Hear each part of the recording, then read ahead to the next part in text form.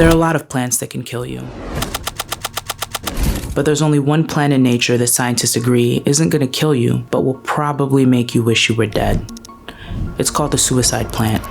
In 2022, Naomi Lewis was riding her bike in a park in Queensland, Australia, when she slipped, fell off the trail, and plunged down an embankment. It was a hot day, so she was wearing shorts, which meant that she could feel every leaf, twig, and branch scraping up her legs as she crashed through the woods. But before she could even gather herself, she was overcome by a pain that was in a different category than anything she'd ever felt before. Unfortunately for Naomi, this wasn't just a regular crash.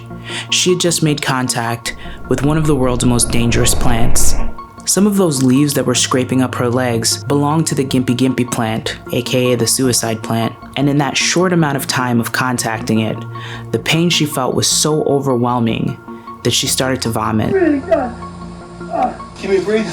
You alright? People compare the sting of the venomous Gimpy Gimpy plant to being burned with acid and being electrocuted. Naomi would later tell the news that it felt like she'd been set on fire, and as a mother of 4, she also said it was worse than childbirth. To understand why the Gimpy Gimpy is so dangerous, you have to take a closer look, if you can find it. From a distance, it looks like a normal leaf blending in a little too well with the other plants.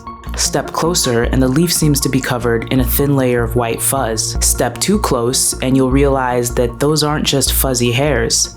They're more like super tiny thorns. The structure is called a trichome, consisting of a bulb where the venom is stored, attached to a hollow calcified shaft which transports the venom to a sharp curved tip made of silica. Silica is similar to glass, so it's perfect for piercing skin and delivering venom like a tiny hypodermic needle. Once it enters the skin, toxins flow through the hollow structure and the glass-like tip breaks off in whatever or whoever is unlucky enough to brush against it. So the Gimpy Gimpy plant is doing 2 very painful things. It's injecting you with neurotoxin, and it's leaving tons of tiny shards in your skin. Luckily, Naomi wasn't alone.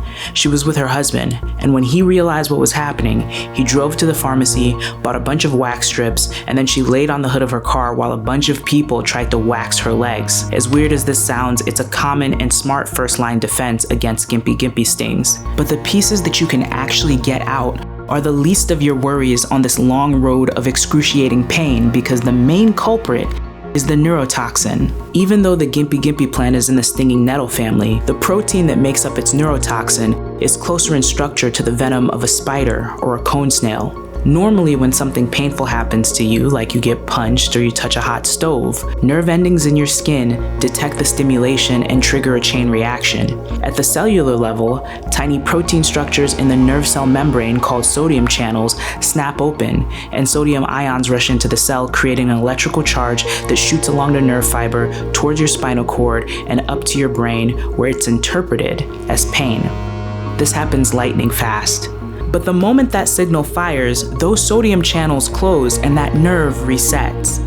If the pain stimulus is still there, the channel opens again, the electrical charge fires again, and the cycle keeps repeating. Stimulus, open, fire, close, reset. The moment you pull your hand off the stove or the bruise starts to heal, less nerve endings are firing because there's less and less to communicate, and the pain slowly dissipates. But the neurotoxins of the Gimpy Gimpy plant, known as gimpetides, completely break that whole system. They bind to the sodium channels and hold them open, locking them in the on position. The sodium channels never close, so the nerve never resets. So your body is overwhelmed by an abnormal amount of pain signals. And because of the way they bind to the nerve cells, there's no painkiller or opioid that's actually effective for a Gimpy Gimpy sting.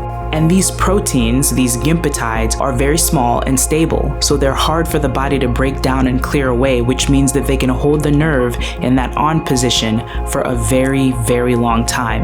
And that comes with consequences. Nerves that are constantly firing like this can become permanently damaged, which makes them super sensitive to even the slightest stimulus. This is called allodynia, a condition where nerves become so sensitive that things that normally wouldn't cause discomfort, like the slight touch of clothing or even cold air, causes pain.